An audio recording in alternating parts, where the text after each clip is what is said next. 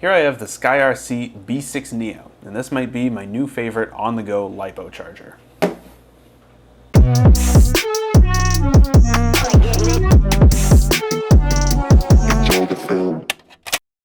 Check this thing out. I wasn't really expecting much from this charger when it was sent to me, but I'm actually pretty impressed with this thing. The SkyRC B6 Neo comes in a variety of different colors. It's the exact same size as a GoPro Hero 9, 10, or 11. It's the exact same measurements. So on the front of the charger, we have the only 3 buttons you'll ever need, as well as a 1.7-inch full color display. On the left side of the charger, we have our input ports. So on this, we have XT60 if you want to power it off a larger battery like this one. And this input port is rated for 10 to 28 volts, so up to a 6S battery. And we also have a USB-C input capable of 12 to 20 volts input. So you can power this thing off a standard USB wall outlet or something like a MacBook charger.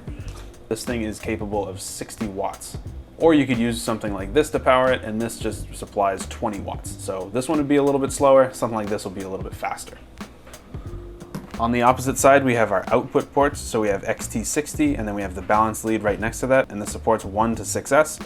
Depending on how you're powering the charger, you can get up to 200 watts output when using the DC input, and you can get up to 80 watts when powering off the USB-C port. And the rest of the charger is pretty much just vents, and you have a full-size fan on the bottom to keep things nice and cool, so just make sure you don't block that.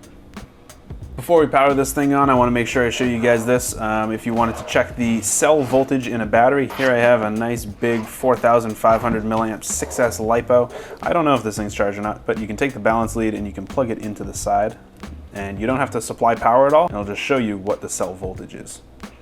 So that's a nice feature. All right, let's power this thing on. I'll go through the menu with you guys. I'm going to be powering this off of my Ovonic 4,500 milliamp 6S LiPo. This is an XT60. You can use a USB-C input. I'm going to be just using this because it's what I have next to me. Off the bat, you're going to see a little warning screen. Never use the charger unsupervised. I guess never leave the charger unsupervised, but click that. This is the initial screen that you're kind of greeted with. Now, when we plug a battery in, you're going to see some stats pop up because this initial screen is supposed to be for when you have a battery plugged in. So we're going to plug this in. This is a Tattoo 1056S LiPo XT60. You can see the overall voltage of the battery.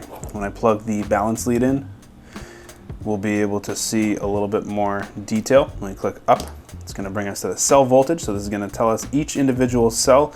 So each cell looks like it's at about 3.75, 3.74.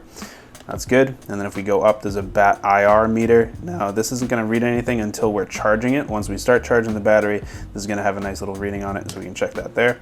And then DC input, this is basically just going to tell you about the power source that you're using to power the charger. Click up if we want to charge this battery right here, the Tattoo 1056S. Click that once. This is going to bring us into the charge settings. We have battery type. Click this. I would just keep it on LiPo, but you can also charge lithium ion, LiFe, LiHV, nickel metal hydride, NiCd, and PB. The only other one that I would potentially use is LiHV, just because I do have LiHV batteries, and the difference between LiHV and LiPos is LiHV batteries you can charge up to 4.35 volts, whereas LiPos like this, you want to just charge it to 4.2, so it's mainly just going to change that. Battery cell, this should change when you plug in a different battery, so I plugged in a 6S battery, so that should pop up with 6S. Actually, let's test it. Let's unplug this. So here I have an ancient, what even is this thing? 4S LiPo. So let's see if it adjusts. I actually haven't tested this yet. All right, so we have a 4S plugged in here. If we go back into the battery, so yeah, that changed this cell. So now it's got 4S selected instead of 6S. So I'll just keep it plugged in like that. So this is also a LiPo, so I'm going to use the LiPo setting 4S. Task balance charge, you can charge it, and this is, I wouldn't do this unless you absolutely have to. You run the risk of overcharging a cell or two, or you run the risk of overcharging your battery if you use the charge setting, because it's not going to evenly distribute the charge throughout the cells, and that's the benefit of having the balance plug. So I would keep it on balance charge if you can. You have storage mode, and you also have discharge. So keep that on balance charge if you're charging it. Condition 4.2, so this is, like I said, if you selected LIHV, this would be boosted up to 4.35. Since this is a regular LiPo, we're going to keep this at 4.2, but you can select 4.18 up to 4.22. Oops. Underneath that, charge current. So this battery is a 1.4 amp or a 1400 milliamp 4S LiPo. So I'm going to scroll down to 1.4 amps. We'll go to start. And now this battery is charging. To stop charging the battery, actually, before I stop charging the battery, if you click up, we're going to be able to still see the cell voltage. So you can see each cell is at 3.79. This one's at 3.77. But if we click up again, it's going to bring us to that IR meter that was completely blank earlier. So now that the battery is charging, it's actually getting a reading. So you can kind of keep an eye on each cell and see how each cell is doing. So to stop charging the battery, all you got to do is click this middle button once, stop, OK. And now this battery is not charging. So let's unplug this one, and I'm gonna go through the system settings real quick with you guys, and I think that's pretty much it. So to get into the system settings, all you do is click and hold this.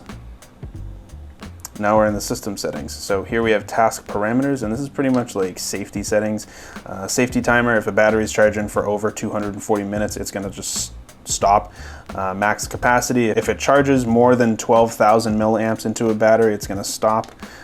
Trickle charge, holding voltage, that's pretty much it. Like I said, it's mainly just safety settings. Personally, I'm just keeping those at the defaults. System settings is where you can adjust the language, minimum input voltage, LCD backlight, so that's like the brightness, and it actually gets pretty bright.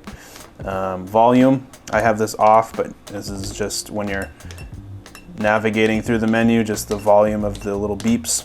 And then completion signal, so when the battery's done charging, the little chime that it plays, it can either play once or you can have it on repeat. I just keep mine on once, and that is pretty much the system settings there. DC power, this is where you can adjust the DC power, so that's the power source right here, and this goes from, what's the minimum? 5 volts all the way up to 27, I think. 27. So yeah, 5 to 27 volts. I'm going to keep that just on 12, the default. And then current 1.1 amp, that's the current that you're going to be charging the battery at. And this goes up to 10, or at least it should. Yeah, good. And then battery meter. This is, if you had a battery plugged in, you can check the IR and the cell voltage. You can do this from the home screen too. If you do it from the home screen, you need to be charging the battery in order to see it. So if you didn't want to charge the battery and you just wanted to check it, you can just check it right through the screen. So you plug that battery in, go here, and you can see it. Underneath that, we have factory settings. This is just going to basically reset the charger. And then underneath that, system info, hardware version, firmware version, so you can see what firmware you're running. If they have an update, you can update it through the next thing, system upgrade, and then you update it, and that's that. So that's pretty much the charger. This thing is pretty nice. I love the size of this thing. It's the exact same size as a GoPro, so it's very easy to store. You can just throw it in your backpack and take it on the go. I do wish that it had an XT30 output or a USB-C output. The old charger that I was taking with me, my old portable charger, was the Toolkit RC M9. This thing's nice. I really like this charger, but this only has XT60 in, whereas this one has XT60 in and USB in. This one has USB-C out as well as regular USB out, and this one just has XT60 out. This one does support up to 8S. I don't have any 8S batteries, so I don't really take advantage of that at all. This thing is really nice. It's significantly bigger than this one and definitely heavier, but I am kind of putting this off to the side now, and now this is my go-to portable charger. Plus, I really like the fact that this one, you can check the cell voltage just by plugging in the balance lead, and it'll tell you what the cell voltage is. It's a really nice, quick way to just check if your battery's charged or not. I've honestly been using that more than anything. But yeah, overall, it's a really nice charger. I do wish it had XT30 out or maybe even a USB-C out, but otherwise, this is a nice little charger. So that's gonna do it for this review, guys. If you enjoyed this video, make sure you subscribe to the channel, leave the video a like, and if you have any questions about the SkyRC B6 Neo, leave a comment down below.